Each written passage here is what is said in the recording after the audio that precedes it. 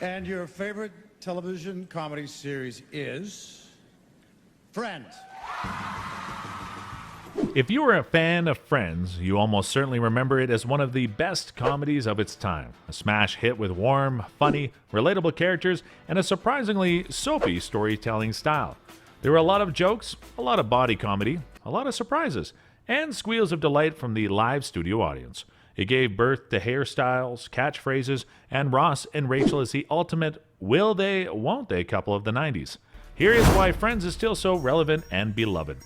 And by the way, make sure to click that subscribe button to stay up to date with all our engaging videos, and use that trigger finger by smashing that like button.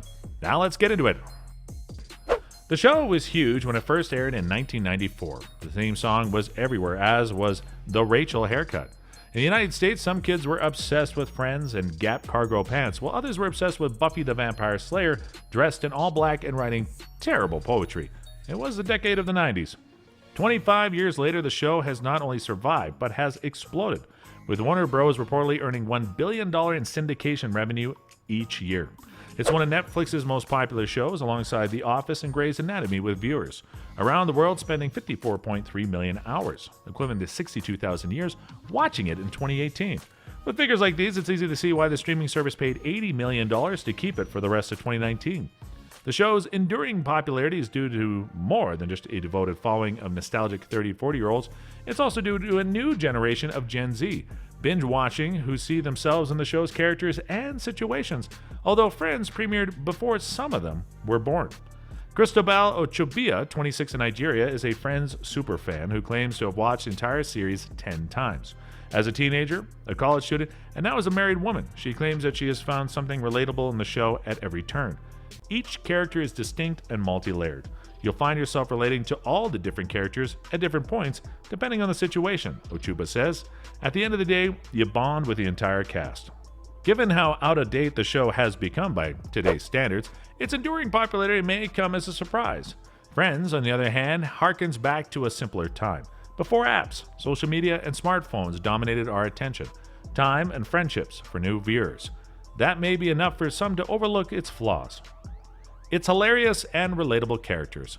Monica's neurosis, Rachel's passion for fashion, Joey's charming stupidity, Chandler's sarcastic jokes, Ross's love life beset by bad luck, Phoebe's timeless songs such as Smelly Cat. Each character has its own unique qualities. Friends fans grew up with these characters and could often relate to their complicated, crazy lives. It's life lessons. Despite the show's trademark wit and sarcasm, each episode of Friends essentially concludes with a life lesson. The most important of these is, of course, to always rely on your friends and to disregard other people's opinions.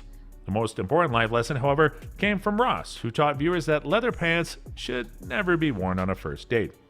Kelsey Miller tells NBC News Better, "It comes down to one thing that Lauren Zalknick brought to me when I was interviewing her for the book called Aspirational Normalcy in the 1990s.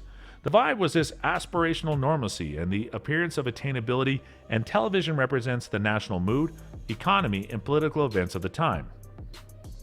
Friends is a little bit like real life, but better. The characters have relatable issues with dating, job hunting, and dealing with their parents, but everything works out in the end.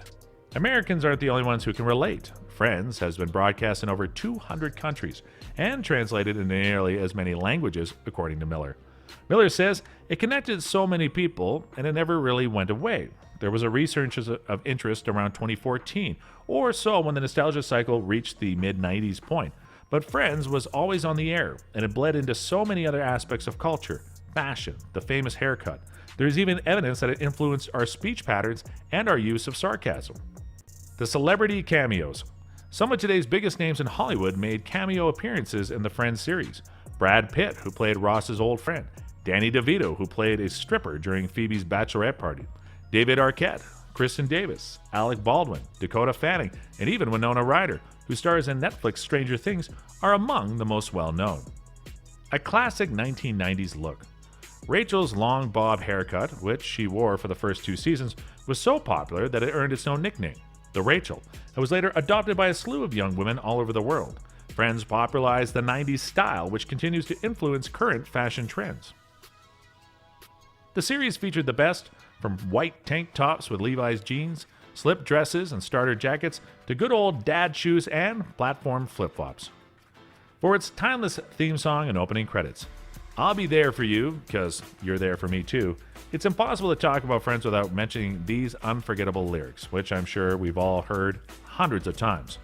This refrain from The Rembrandts, composed by Ali Willis, who died on December 24, 2019, and written exclusively for Friends, is still stuck in our heads 15 years later. The Friends cast filmed the opening scene in the heart of Warner Brothers Studios only a few hours after the song was finished. Forgiving flaws. Although Friends was criticized at the time for portraying a New York City dominated by white people, it took a little longer for other aspects of the show to be deemed problematic, such as Fat Monica and transphobic jokes about Chandler's father. While the show won a GLAAD Media Award for portraying Ross's ex-wife Carol as a lesbian couple, sadly, this was a big deal in '95. Some fans of a more woke generation may find the show's approach to the LGBTQ community, as well as its lack of characters of color, to be cringe-worthy. I don't think Carol being the brunt of jokes at Ross's expense and poking fun at Chandler and Joey's friendship would go over as well if written in a contemporary show, says Dana Seach, 22, from the United States. I believe this attitude is out of date, especially in the context of New York City. Despite this, Seach praises the show for the way the characters build a family unit that can resonate with audiences, as well as the 90s and early 2000s New York City culture and fashion. Sabrina Houghton, 21, of Tampa, Florida, says she's been a fan of Friends since she was a child when she first watched it with her grandmother. According to Houghton, the show fell a little short when it came to different races and ethnicities, noting that there had been one major character who's black in all 10 seasons. Houghton, on the other hand, believes that the show did its best it could with the culture it was set at the time. Carol's marriage to a woman in '96, 5 years before gay marriage became legal in New York, is one of the storylines she admires the cast and crew for taking a risk. Viewers appear to be willing to overlook the show's more anachronistic elements in exchange for its message about the power of good friendship. Friends was pioneering in defining people's 20s, often aimless and uncertain, as a distinct phase of adulthood, in which platonic friendships can provide a kind of structure lacking in romances or careers. Writers Michael Schulman for The New Yorker. In the end, it's the characters' bond that draws viewers in and keeps them coming back, especially in an age dominated by city loneliness and smartphones. I think the show gives young people hope that, regardless of their past or current circumstances, there are people out there for everyone who can make our lives a little brighter, says South African Justine Teixeira, 19. Young people in the 1950s, 90s, 2000s, and now want to feel like they belong with people who accept them for who they are, Teixeira says. It gives us a glimpse into the lives of adults who are flawed and real, but full of love and laughter. What do you think about why Friends is still so relevant and beloved? Let us know in the comments section below, and hey, if you enjoyed the video, do not forget to like and subscribe to our channel so we continue giving you the best content. Thanks for watching. See you in the next video.